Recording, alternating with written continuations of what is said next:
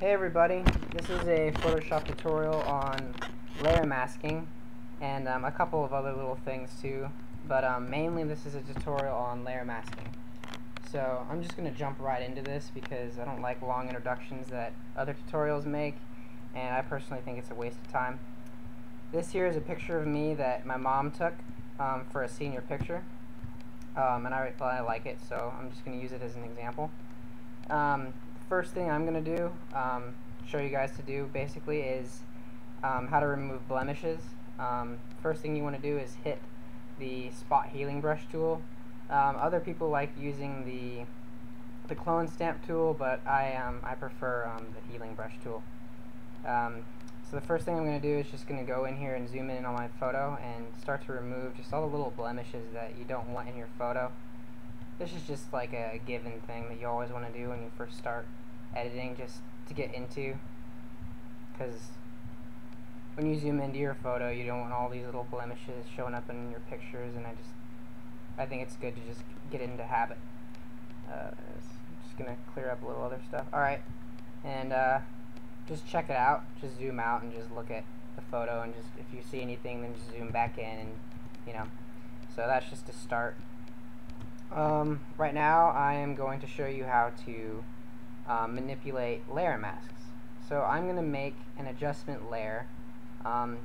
See where my mouse is, it says curves. What you want to do is click that. You can really click any of them, but I'm just showing you guys this as an example, just so I can show you the layer masks.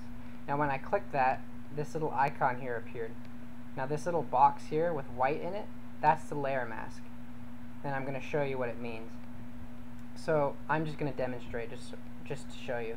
I'm going to darken this image by using the curves, by just bringing down I'm making it kind of dramatic so that you guys can tell the difference.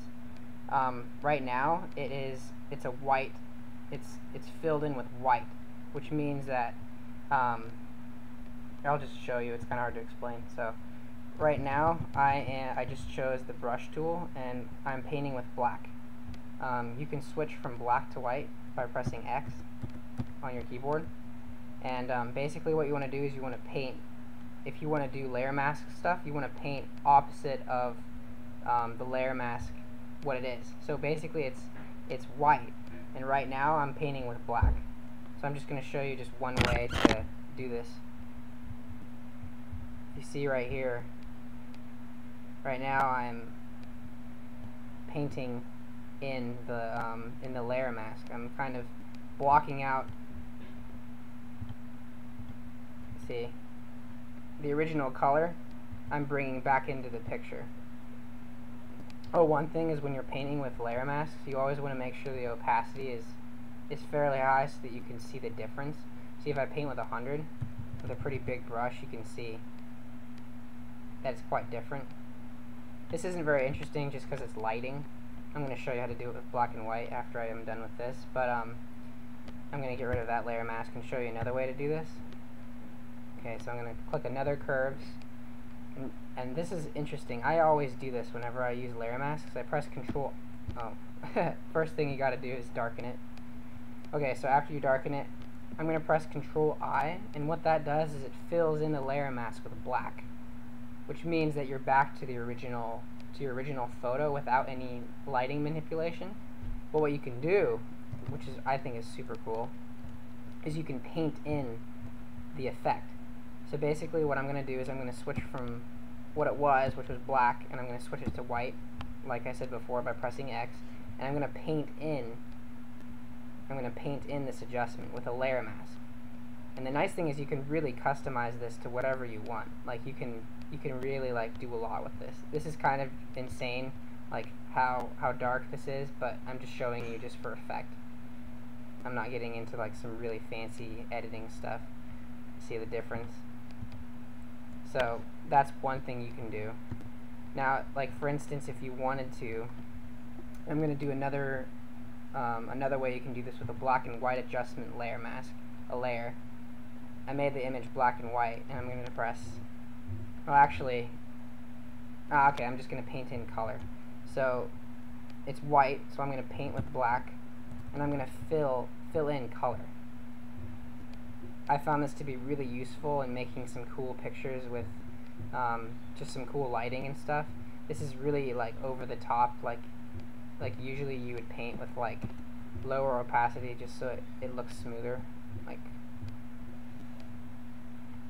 see, I'm painting at 30 opacity, so it looks a lot smoother when I'm doing it. So I'm just gonna like fill in just a little bit of color. I remember before I learned how to do this, I always wondered how the photographers like painted in just a little bit of color but left the rest of the photo black and white, and I thought it was really cool, so I decided to teach you guys how to do this because I really enjoy it. But that's basically how you can do it with black and white. I'm just going to show you just another thing just because it's really fun and I really enjoy it. Is what you can do is you can use different blending modes to blend your adjustment layer into the photo. So basically what I'm going to do is I'm going to make a black and white. I'm going to darken it a bit. Darken the reds a little bit. Greens don't really matter. Red's the only really big color in here because it's my skin tone. I'm just going to darken that up a bit. And then what I'm going to do is I'm going to click this. I'm going to click the blending modes thing here where my mouse is, and I'm going to click soft light. Now what that really does is it really makes the image kind of pop. Like, here's the difference. Just kind of like a boring old shot, and then bam, it really like brings out the photo. This one's a bit over the top, like I said. You can bring this up a little bit, but I'm just doing it just so you guys can tell the difference, because sometimes my editing is kind of difficult to tell when you first start, but that's the difference. This is my first tutorial, so comments would be nice, just letting me know things I can do to help this. So yeah, thank you guys.